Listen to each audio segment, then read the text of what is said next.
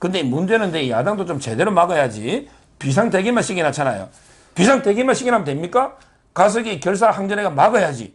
또 나중에 가가지고 뭐 삿대질하고 소리 좀 지르다가 야 우리 그냥 철수해. 또 퇴장해. 이래가 방치해버리면 됩니까? 저는 이번에 제대로 야당도 막아야 되고 이낙연도 공석 강행하면요. 본인에게 평생 오점을 남기는 무덤 파는 일이다. 이래 봅니다. 근데 야당도 결사 저지를 지금 선언하고 있어요. 저희들이 녹음하는 시간에는 지금 국회의장 주재로 원내대표 회담이 열리고 있습니다.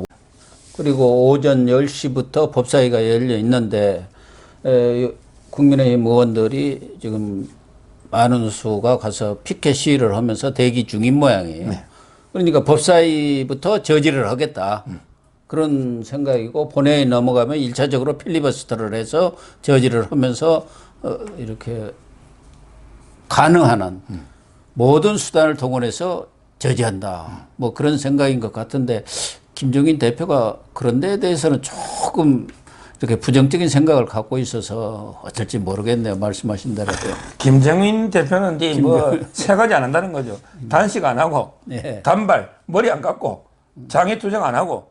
그럼 이게 뭐해가 투쟁해가 뭐해가 맞겠다는 겁니까? 원내 투쟁은 해야죠. 그러니까 본인에게 원내 배지도 없잖아요. 네. 본인은 김종인이 머릿속에는 야 어떻게 하면 이게 그 탄핵이 잘못된 걸 사과할까? 또 박근혜 이명박 구속된 걸 사과할까? 이런 게 사과만 머릿속에 있지 투쟁을 통해서 막겠다는 거는 전혀 없잖아요. 따라서 저는 이렇게 질의멸렬해가지고 그대로 이게 그 9일날 공수처법이 통과되면 정말 이게 큰 재앙이다. 나라에. 왜? 임기가 이제 막 늘어나잖아요. 예. 그러면 이게 뭐 3년에만 뭐 9년, 뭐 10년 늘어나면 앞으로 이게 정권 교체해봤자 무슨 의미가 있나? 이런 생각이 들어요.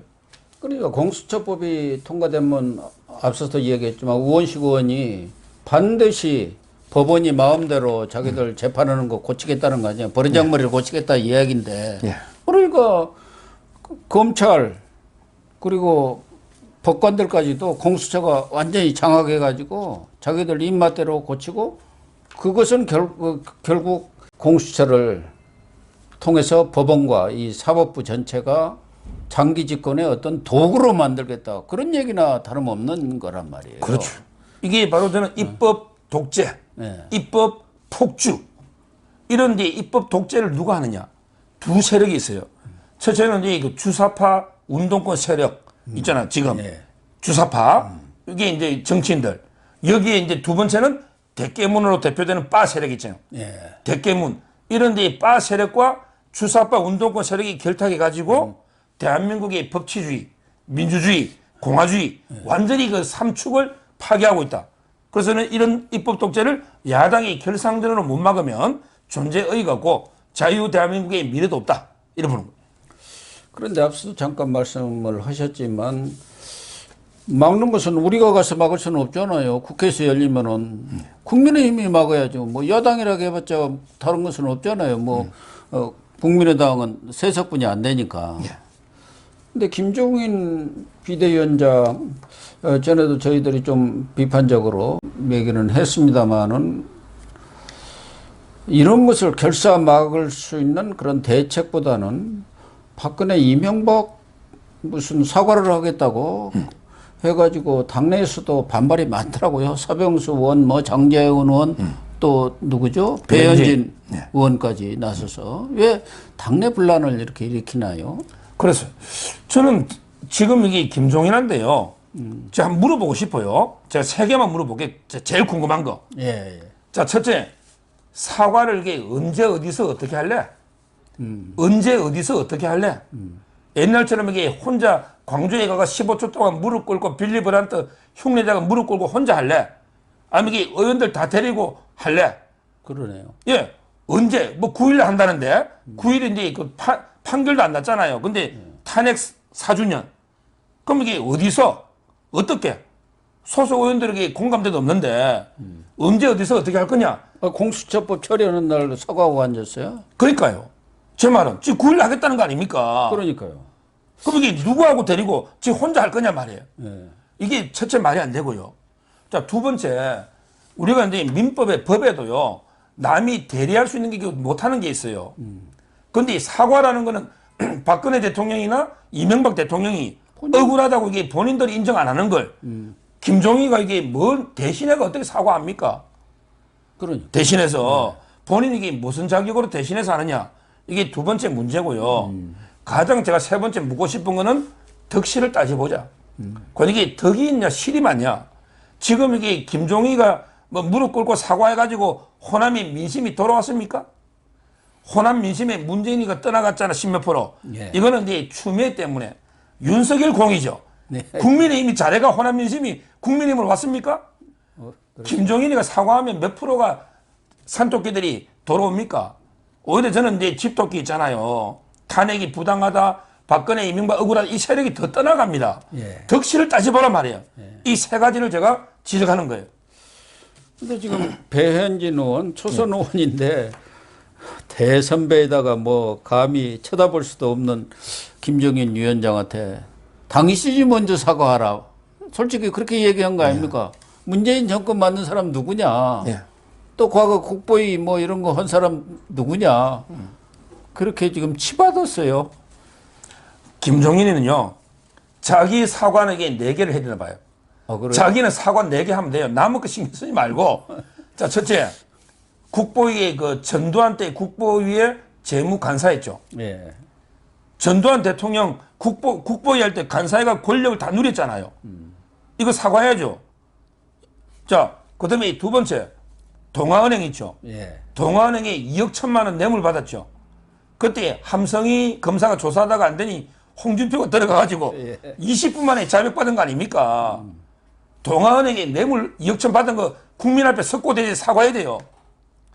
자, 세 번째, 문재인 대통령 탄생의 1등 공신 아닙니까? 예. 그 당시에 이해찬이하고 잘라가지고 공천, 문재인 이 좌파 정권 탄생의 공신 아닙니까? 그거 사과해야죠.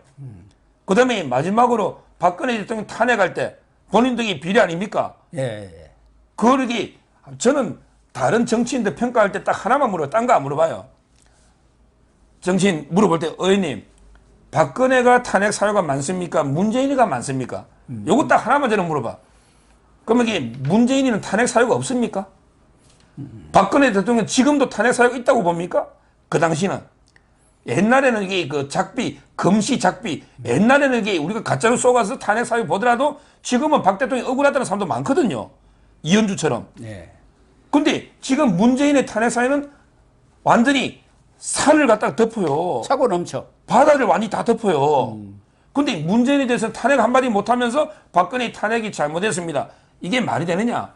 따라서 저는 김종인이가 4가지 국보위, 뇌물 받은 거, 문재인 탄생, 박근혜 탄핵. 자기가 오히려 국민 앞에 석고대죄인다. 이 말씀을 드려요. 예. 뭐 우리 서정욱 변호사님이 국민의힘 특히 김종인 비대위원장에 대해서도 아주 쓴소리를 날카롭게 하셨습니다. 뭐 잘때라고 하는 겁니다. 뭐 폄하한다든가 뭐 억하심정이 있어서 하는 말씀은 아니라고 생각을 하고요. 네, 시청자 여러분. 아무튼 지금 민주당의 이낙연 대표도 대표실 부실장 바로 측근의 그런 안타까운 죽음으로 어려움을 당하고 있고 또 김종인 비대위원장도 박근혜 이명박 전 대통령 사과 문제로 당내에서 많은 또 비판의 소리가 있는 것 같습니다. 거대 양당의 대표들이 입지가 매우 흔들리고 있는 그런 상황인데요. 아무튼 야당으로서는 뭐 당내에서 뭘 하든 9일날 민주당이 공수처법을 강행 처리한다고 할 경우 온몸을 던져서 정말 누구 이야기대로 목숨이라도 던져서 막아야 합니다. 그렇지 않으면은 2022년 대선은 물론이고 과연 야당한테 정권이 넘어오겠느냐, 정권 교체가 이루어지겠느냐 하는 의구심을 가질 수밖에 없습니다. 이 점 국민의힘 김종인 비대위원장을 비롯해서 의원들이 정말 각오를 단단히 다져야 하지 않나 합니다. 시청해 주셔서 감사합니다. 감사합니다.